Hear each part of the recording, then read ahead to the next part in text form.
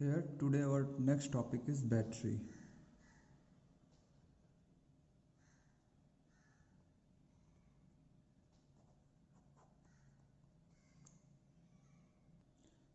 देखते हैं इसका डेफिनेशन क्या होता है.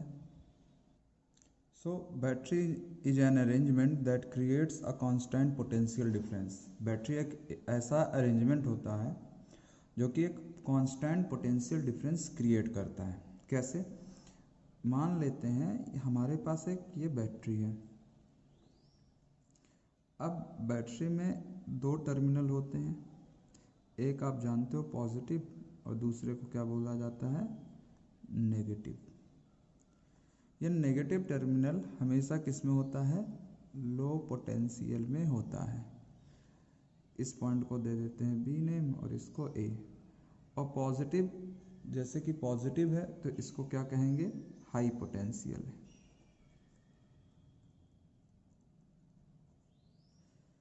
यहाँ पे वी ए पोटेंशियल हो जाएगा और यहाँ पे पोटेंशियल वी बी हो जाएगा. इन दी एबव बैटरी आप देख सकते हो कि पोटेंशियल, मैंने कहा ना पॉजिटिव का पोटेंशियल ज़्यादा होगा कंपैरिजन टू नेगेटिव के पोटेंशियल से.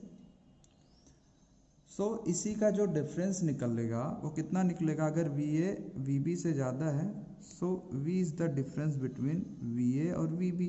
अगर वी ए ज़्यादा हुआ तो V A minus V B हमें क्या दे देगा? वी दे देगा. जहाँ पे वी क्या होगा? Electric potential difference. और ये जो इलेक्ट्रिक पोटेंशियल डिफरेंस वी आता है, इसी के कारण चार्ज क्या होते हैं? एक टर्मिनल से दूसरे टर्मिनल पे फ्लो होते हैं. आई होप आप समझ गए होंगे बैटरी क्या करता है. बैटरी का बस ये काम है पोटेंशियल डिफरेंस वी को बनाना.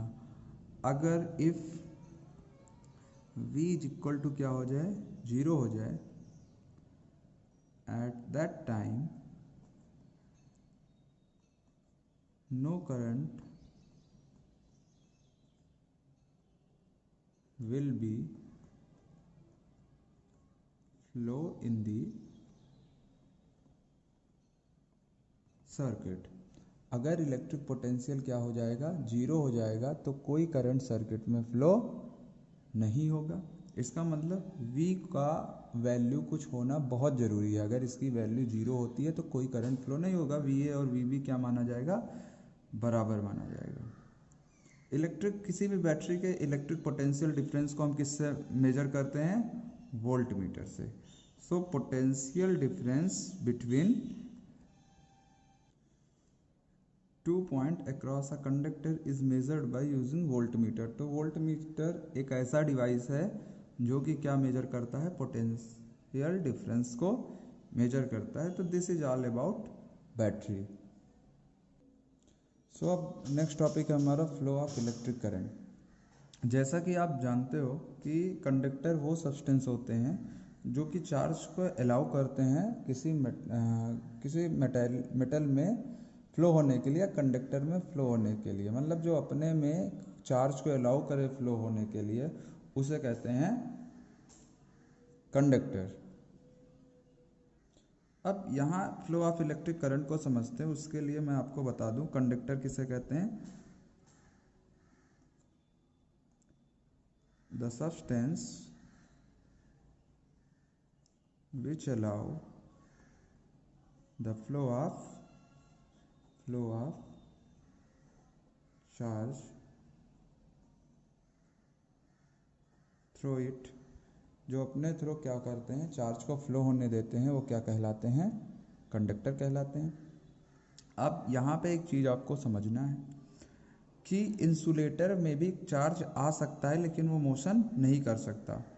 तो सिंपल अगर हम कंडक्टर विदाउट पोटेंशियल देखते हैं, कंडक्टर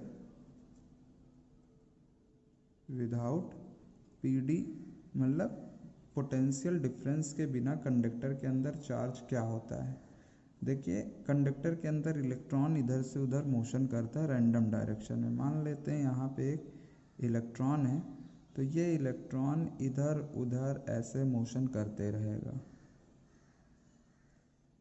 आई बात समझ में?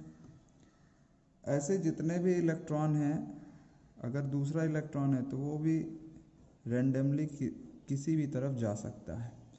अब मेरी बात समझिएगा आप लोग, इस तरह के मोशन में इलेक्ट्रॉन आपस में ही टकरा के अपने मोमेंटम को जीरो कर लेते हैं, या ओवरऑल मोशन इनका क्या होता है, जीरो होता है और कोई इफेक्ट इनमें क्रिएट नहीं हो पाता है। So no effect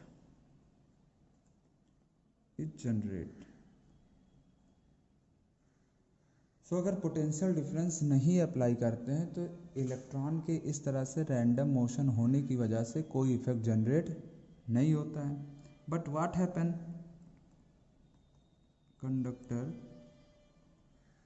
with potential difference, जब हम पोटेंशियल डिफरेंस अप्लाई करते हैं किसी मेटेलिक कंडक्टर पे, इधर हुआ पॉजिटिव चार्ज और इधर हुआ नेगेटिव पोटेंशियल, तो नेगेटिव से पॉजिटिव की तरफ इलेक्ट्रॉन क्या होते हैं, एक लाइन में आ जाते हैं। अब जब इलेक्ट्रॉन एक लाइन में आ जाते हैं तो सबकी जो इलेक्ट्रोमैग्नेटिक एनर्जी होती है ये एक लाइन में आ जाती है। सो दे शो सम इफेक्ट, ये क्या करते हैं, कुछ इफेक्ट दिखा सकते हैं, जैसे कि ये क्या बन जाएगा, करंट का फ्लो हो जाएगा। दूसरा, यहाँ पे मैग्नेटिक फील्ड भी हमें मिलने लगेगी। तो ये रहा आपका flow of electron in flow of electron, electric current हुआ, जिसमें क्या हमने बताया कि जब हम पोटेंशियल डिफरेंस नहीं अप्लाई करते हैं तो चार्ज या इलेक्ट्रॉन रैंडमली मोशन करते हैं और कोई इफेक्ट जनरेट नहीं करते, लेकिन जब हम पोटेंशियल डिफरेंस अप्लाई करते हैं तो ये एक लाइन में आ जाते हैं नेगेटिव से पॉजिटिव की तरफ, और जो इफेक्ट अप्लाई करते हैं उससे क्या फ्लो होने लगता है, करंट फ्लो होने लगता है और मैग्नेटिक फील्ड आ जाती है। तो आगे हम समझेंगे इलेक्ट्रिक करंट किसे कहते हैं। सो अब हम देखते हैं डायरेक्शन ऑफ करंट क्या होता है। देखिए, किसी सर्किट में ये हो गया आपका एक सेल का जो बड़ा वाला लाइन होता है इसे पॉजिटिव मानते हैं और छोटे लाइन को नेगेटिव मानते हैं, और ये मान लेते हैं किसी बल्ब से होता हुआ जा रहा है, जहाँ पे सर्किट क्लोज है, जिसकी वजह से करंट फ्लो होना स्टार्ट हो गया। याद रखिएगा, किसी भी सर्किट में करंट हमेशा पॉजिटिव टर्मिनल से नेगेटिव टर्मिनल की तरफ जाता है और इलेक्ट्रॉन नेगेटिव टर्मिनल से पॉजिटिव टर्मिनल की तरफ जाएगा। सो पॉइंट नंबर 1 क्या होगा, the direction of current is from positive terminal